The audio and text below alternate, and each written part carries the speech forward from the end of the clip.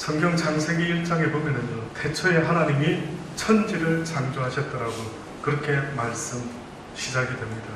결국 이 말씀은요, 저와 여러분의 시작을 이야기하는 것입니다. 저와 여러분이 이 세상에 태어났다라는 거 놀랍지 않습니까? 한번 상상해 보셨습니까?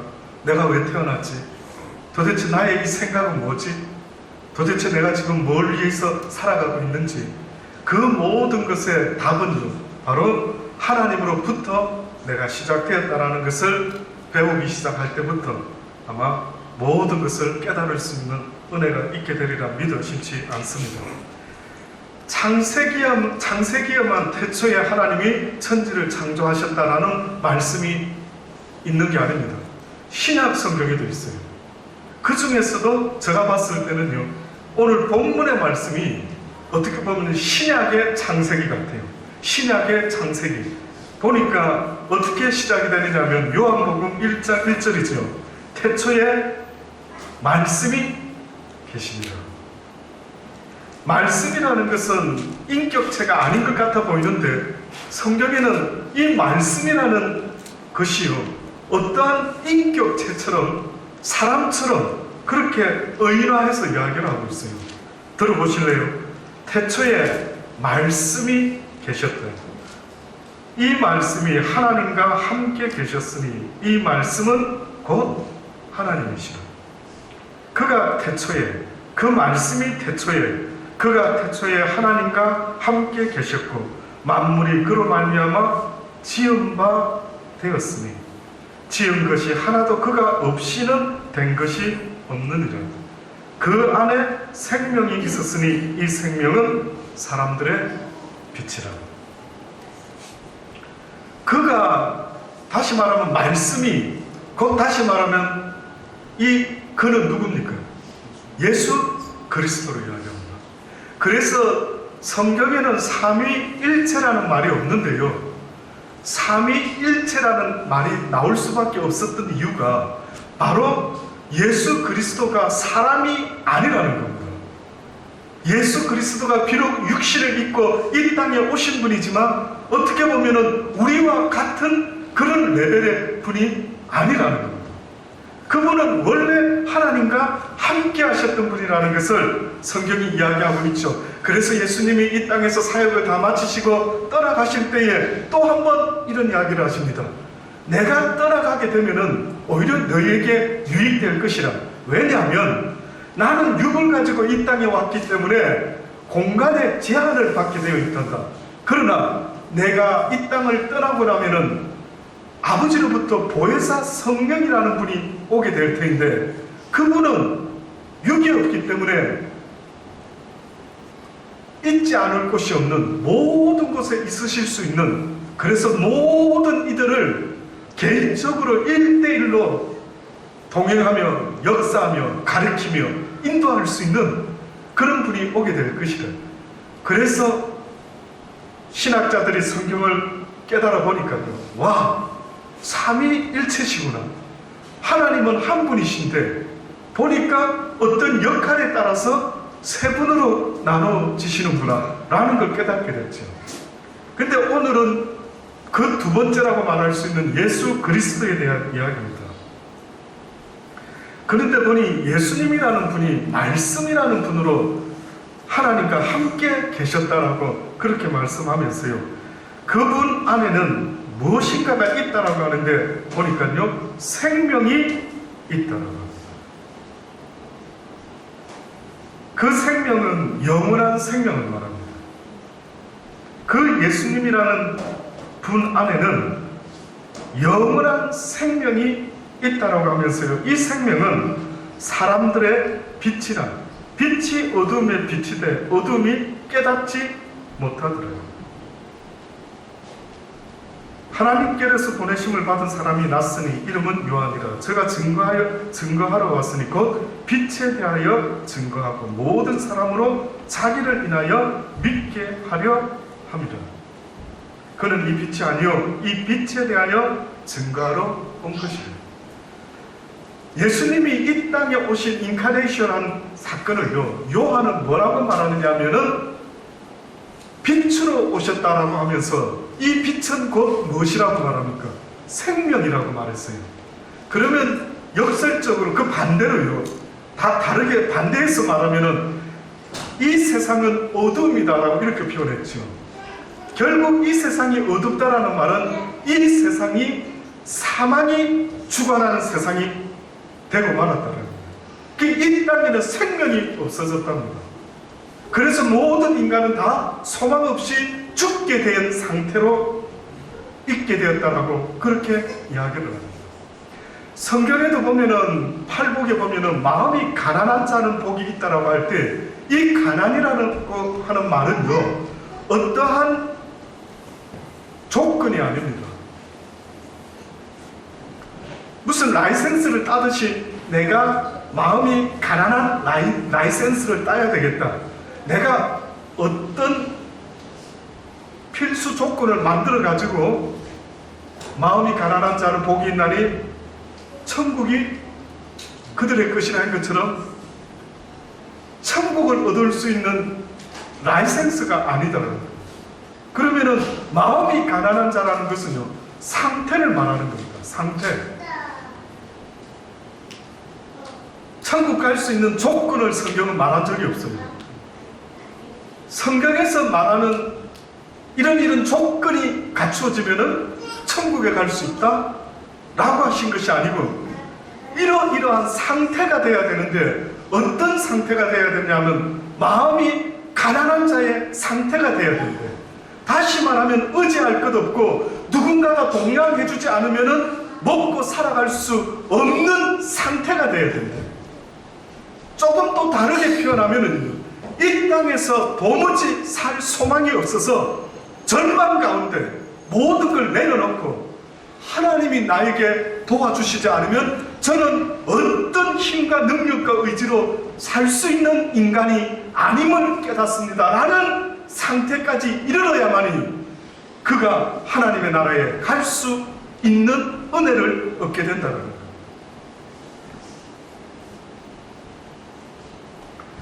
그래서 성경은 지금 빛으로 주님이 오셨다라고 말하는데, 이 땅에는 빛이 없다라는 거예요. 쉽게 말하면 죽음만이 있다라는 겁니다. 또다시 말하면은 소망 없는 상태에서 죽음을 기다리며 사망의 그늘에 앉아 그렇게 살아가는 인생으로 하나님은 보고 계십니다. 주님의 생명 없이는요, 죄송한데 여러분은 살아있는 것 같으나 죽은 인생과 똑같습니다. 그래서 여러분이 풍기는 삶의 냄새는요, 사망의 냄새, 썩은 냄새가 나는 겁니다. 죽은 시체에서만 날 수 있는 그 썩은 내가 지금 살아가다 보면은 어떤 이들에게서는 징글징글한 냄새가 나는 거예요. 그 예로 지금 우리의 대한민국을 보십시오. 최순실이라는 그 사람이, 저는 직접 보지는 못했는데 많은 국민들이 해도 너무하더라고요. 어떻게 이렇게 한 나라를 어떤 아줌마가, 강남 아줌마가 이렇게 농단을 할 수가 있을까라고 다들 막 충격에 쇼크예요. 더 나아갔어요. 징글징글하죠. 냄새 난다. 어떻게 저렇게 불법을 자행하고 어떻게 저렇게 살아갈 수가 있는가. 그러나 많은 사람이 그것을 보고 돌을 던지며 내놓으라고 감옥에 넣고 그냥 아주 큰 주명을 매겨라고 하겠지만요, 어떻게 보면 하나님이 이 시점쯤에 내 모습을 보게 하는 것은 아닙니까? 나도 저런 모습은 아닐지라도 내 삶 속에서 혹시나 드러나지는 않았지만은 그렇게 살아가고 있지는 않느냐는. 그들은 드러났기 때문에 많은 국민들로부터 지탄을 받고 있지만 저와 여러분은 드러나지 않았다라고 해서 나는 그들과 좀 다르고 뭔가 좀 괜찮은 것 같은 모습으로 사는 것 같아 보일 수도 있겠지만은, 그러나 성경은 우리에게 분명히 말씀하지 않습니까? 예수 그리스도 없이는 그는 생명이 없는 자라. 그래서 지금도 그 생명이 없다 보니까 여러분의 삶의 모습에서 혹시나 썩은 냄새가 나지는 않습니까? 여러분을 좋아합니까, 사람들이? 주변의 사람들이 여러분을 좋아하는 것 같습니까? 얼마나 좋아하는데?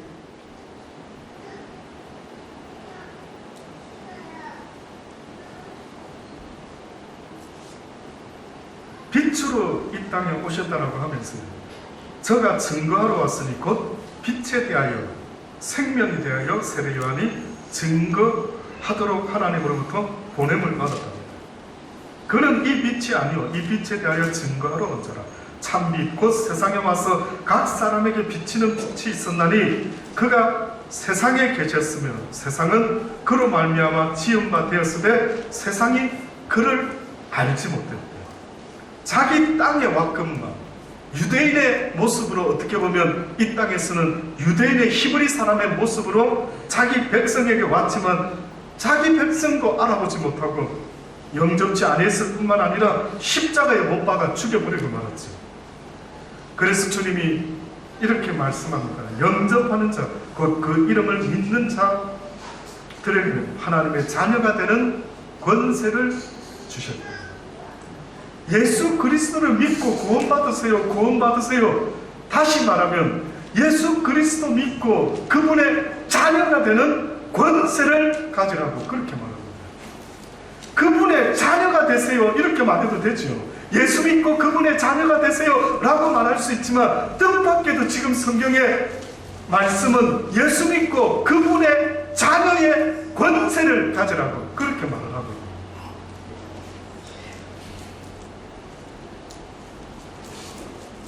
그 권세는 뭡니까? 선한 일을 행할 수 있는 힘과 능력을 이야기합니다. 하나님의 권세는, 예수님의 권세는요, 사람을 부리고 억압하는 권세가 아니었던 것입니다. 하나님의 권세, 예수님의 권세는 사랑의 권세인데 한마디로 말하면 섬기는 권세를 말합니다. 하나님의 자녀들아, 너희들에게 이 땅에 주어진 권세가 있으니 누군가를 억압하고 다스리고 정복하고 주장하고 혹독하게 대할 수 있는 그 파워를 말했던 것이 아니고 하나님의 자녀의 권세를 가지라고 했는데, 그 자녀의 권세라는 것은 아무에게나 주어진 권세가 아니라 사람을 사랑으로 섬길 수 있는 권세를 주었다라고 그렇게 말하는 겁니다. 이해하지 못하죠. 쉽게 이해가 안 되죠. 아니, 남한테 섬기는 것은 힘 약한 자가, 아무런 힘이 없는 자가 그저 어쩔 수 없이 누가 막 뭐라고 하면 예 이렇게 하는 게 섬기는 것으로 알았죠. 그러나 자녀의 권세라는 것은 아무에게나 있는 게 아니에요. 예수 그리스도께서 이 땅에 오셔서 뭐라고 이야기합니까? 나는 섬김을 받으러 온 것이 아니라 도리어 섬기고 또한 많은 사람을 위하여 나의 생명을 대성물로 주러 왔다라고 하는 거예요. 이것이 바로 예수 그리스도의 권세인 겁니다. 그러니 여러분과 저에게 주어져 있는 권세는요, 하나님의 그 사랑으로 많은 사람들을 섬겨야 되는 권세가 있다는 사실을 잊지 마셔야 합니다.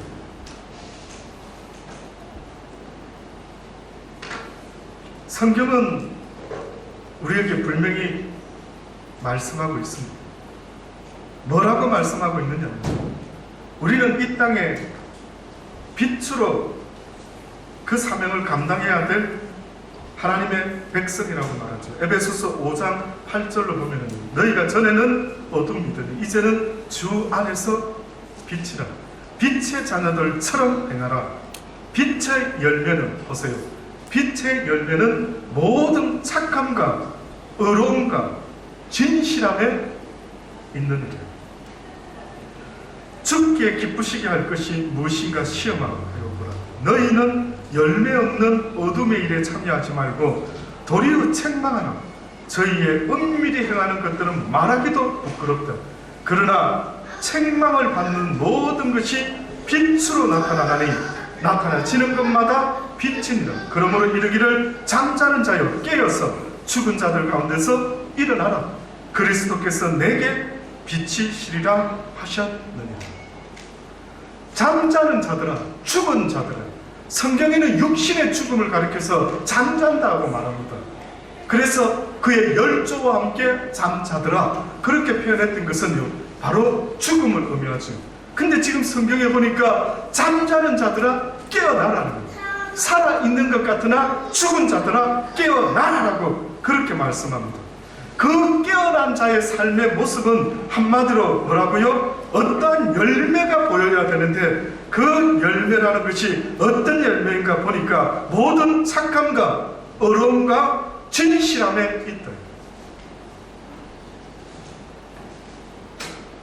착함이라는 게 바로 그겁니다. 누군가에게 대접을 받고자 하는 마음이 아니고요, 착한 마음이라는 것은 그 사람이 대접받아도 되는데도 불구하고 오히려 섬기는 자의 모습을 보면 우리는 그런 사람을 참 사람이 착하다 이렇게 말합니다. 아니면 누굴 착하다 하시는데, 여러분이 사시면서 주변에 와 이런 사람들은 참 착하다라고 하는데, 당연히 누릴 것, 당연히 할 수 있는 모든 권세와 힘과 모든 것들을 내려놓고 한마디로 말하면 섬김을 받아도 될 만한 사람이 오히려 섬기는 모습을 보여줄 때, 박근혜 대통령에 대해서 온갖 이야기들이 지금 나오고 있지 않습니까? 근데 그 박근혜 대통령이요, 재임 기간 동안에 그의 옷값에 대해서 누가 조사를 했더라고요. 옷이 한 벌에 한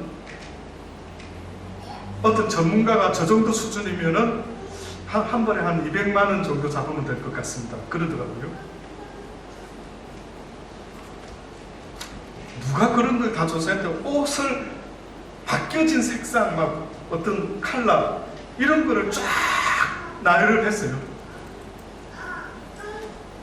1년에 옷값이 한 2억 정도를 썼답니다.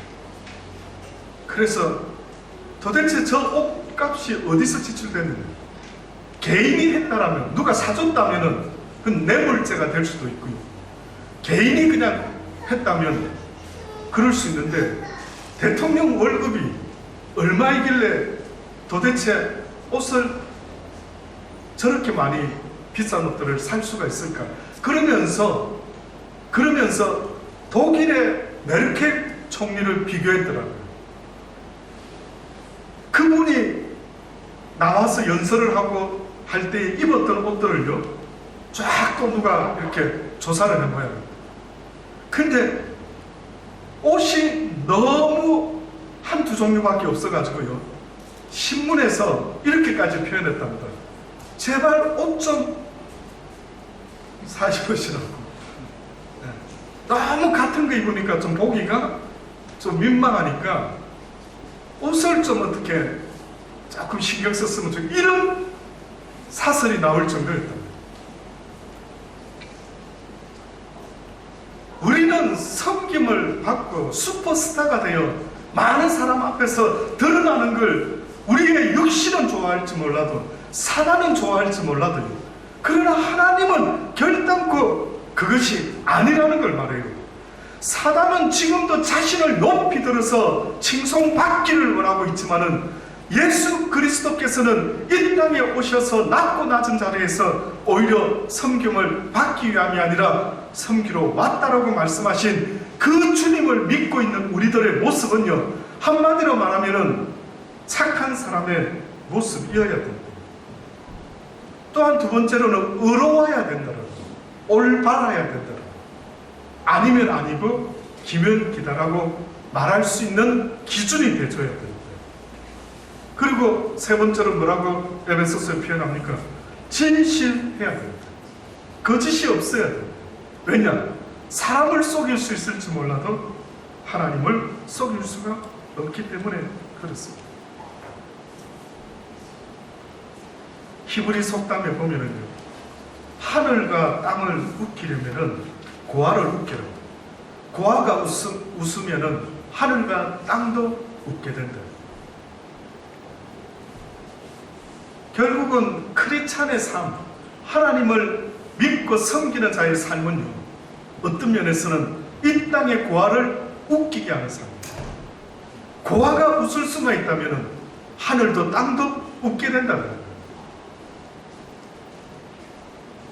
심지어는 하나님은 고아의 하나님입니다.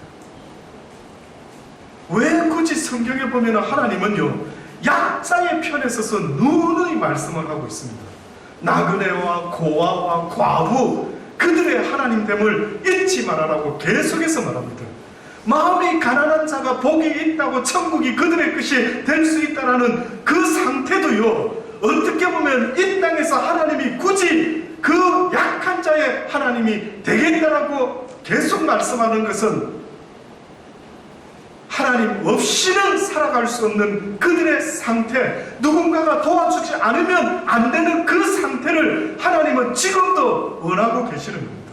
저와 여러분에게 원하는 하나님의 간절한 마음이 있다면요, 우리가 무슨 대단한 일을 하는 것도 중요할 수 있겠지만, 그러나 내 자신을 하나님의 말씀을 통하여 깨달은 후에 나는 아무것도 할 수 없는 자이구나를 깨닫고, 주여, 내가 주님 없이는 이 땅에서 어떻게 살아갈 수가 있겠나이까? 내가 벌거벗었으나 부끄러워하지 아니했다라는 것은 나는 한없이 약한 자이지만은 하나님으로 인하여 내가 모든 것을 감당하며 능히 살아갈 수 있는 자이다라는 이 사실을요, 하나님은 계속해서 우리에게 알려주기를 원하는 것 같아요. 그런데 우리는 성경을 배우면 배울수록 자기가 똑똑하고 잘난다라고, 그래서 남에게 대접받는 것이 당연한 것처럼 생각할 때가 얼마나 많이 있는지 모릅니다. 여러분이요, 성경의 지식을 제대로 배웠다 한다면은 배우는 만큼 사도 바울과 같이 나는 죄인 중에 괴수다라고 하는 고백이 나와야 합니다. 몰랐을 때는 나는 누구보다 좀 괜찮은 인간이겠지 라고 생각했다가 진리를 깨달으면은 육신 가운데 살아가는 나에게는 조금 더 어떻게 보면 선하다고 말할 수 있는 게 없다라는 걸 깨닫게 되는 거죠. 예수님께도 선한 선생님 아니라 누가 이 땅에서 육을 가지고 있는 자가 선하다고 말할 수가 있겠느냐? 선하지 않다는 겁니다. 그래서 여러분 가만히 생각해 보세요. 내 심령은 바울과 같이 하나님을 섬기며 그 말씀대로 살아보기를 원하는데 그게 더 강한 것 같아요? 아니면 육신의 또 다른 법이 있는데 이것이 날마다 나를 사로잡아 오는 것을 내가 보는도다. 오라, 누가 이 사망의 법에서 나를 해방시켜 줄 수 있을까? 해방됐습니까? 아유, 목사님, 저는 늘 이기고 있습니다. 그럼 바울은 여러분보다 훨씬 낫겠죠. 근데 바울은 매일같이 그가 고백했다면 무슨 고백을 한 겁니까? 오라, 나는 공고한 자라. 잠시도 하나님이 나와 함께 하시고 도와주지 않으면 나는 곧바로 죄인의 자리로 가고 있는 거예요.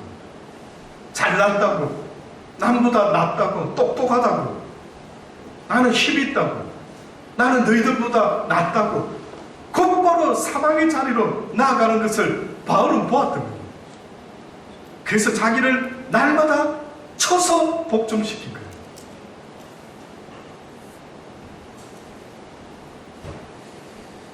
이것이 바로 저와 여러분이 이 세상을 살아야 되는 삶의 모습입니다. 끝으로 마태복음 5장에 보면은 14절로 너희는 세상의 빛이라. 나를 믿노라는 나의 자녀들아, 너희는 내가 이 세상의 빛으로 왔던 것처럼 너희도 세상의 빛이 되려 산 위에 있는 동네가 숨기지 못할 것이다. 어떤 것도 빛된 너희의 모습을 이 세상의 어둠의 권세가 이길 수 없게 될 것이라. 사람이 등불을 켜서 말 아래 두지 아니하고 등경 위에 두나니 이러므로 집안 모든 사람에게 비치는다. 이같이 너희의 빛을 사람 앞에 비치게 하여 저희로 너희 착한 행실을 보고 하늘에 계신 너희 아버지께 영광을 돌리게 합니다. 이것이 지난 시간에 우리가 들었던 초대교회 성도들이 성령의 역사로 인한 말씀을 듣고 깨달았더니만 무슨 일이 벌어졌습니까? 그들의 행실이 바뀌어버린 거예요. 그래서 그들이 자기의 것을 조금 더 자기 것으로 여기지 않고 행실이 바뀌어가지고요, 그들이 서로 떡을 떼며 나누며 함께하기 시작했던 겁니다. 그래서 많이 거둔 자도 남지 아니하고 조금 거둔 자도 부족하지 않는 하나님 안에서 이 꼬르가 되는 삶을 살았다라고 그렇게 이야기하지 않습니까? 그랬더니만 주변 사람들이 이렇게 변화된 크리스찬들의 모습을 보고 칭송했더라. 와, 어떻게 저렇게 살아갈 수 있지? 저들은 도대체 어떤 사람들이지? 그랬더니만 하나님께서 구원받는 자의 수를 더하여 주셨더라. 저와 여러분의 행실이 바뀌지 않으면요, 전도는 일어날 수가 없게끔 되어 있습니다. 가서 우리 교회 좀 보시죠. 전도 대축제, 사람 끌어다가 이 자리에 채울 수도 있을지 모르지만은요, 하나님이 말씀한 전도는 그런 적이 없었더랬습니다. 땅끝까지 이르러 내 증인이 되라고 했지만 교회의 사람을 끌어모아야 된다라고 말씀했던 적은 한 번도 없었죠. 사랑하는 여러분, 우리는 이 땅의 빛으로 부름을 받은 것입니다. 태양을 통해서 달이 그 빛을 반사하는 것처럼 하나님의 빛을 통하여 이제는 우리가 그 빛을 반사하며 살아야 된다라고 하나님은 분명히 우리에게 미션을 알려주셨던 것입니다. 여러분의 행실이 착하기를 주의 이름으로 축원합니다. 누가 봐도 저 사람 착하다, 저 목사 착한 목사 같아, 저 집사 착한 집사 같아, 저 전도사 착한 전도사 같아, 저 사모 착한 사모 같아. 그 착함이 저와 여러분의 것이 되기를 간절히 주의 이름으로 축원합니다. 기도하십시다. 좋으신 아버지 하나님, 그렇습니다. 이 땅에 빛으로 오셨다고, 생명으로 오셨다고, 아직도 이 어두운 가운데 그 참 생명을 얻지 못하고 살아가는, 죽으면 끝인 줄로 생각하고 끝일 뿐만 아니라 영원한 지옥불에 던져져서 영원토록 고통 가운데 있음을 그들은 듣고도 알지 못하고 듣지도 못하고 있는 아버지, 이 죽음의 세상을 불쌍히 여겨 주옵소서. 부족한 저희들을 불러주시고 빛으로 비춰주셔서 그리스도의 생명을 품게 하여 주셨으니 이 생명이 다른 이들에게도 전달될 수 있도록 하나님 은혜 베풀어 주옵소서. 착하고 어렵고 정직할 수 있는 우리의 삶이 될 수 있도록 은혜 베풀어 주옵소서. 예수님의 이름으로 기도합니다.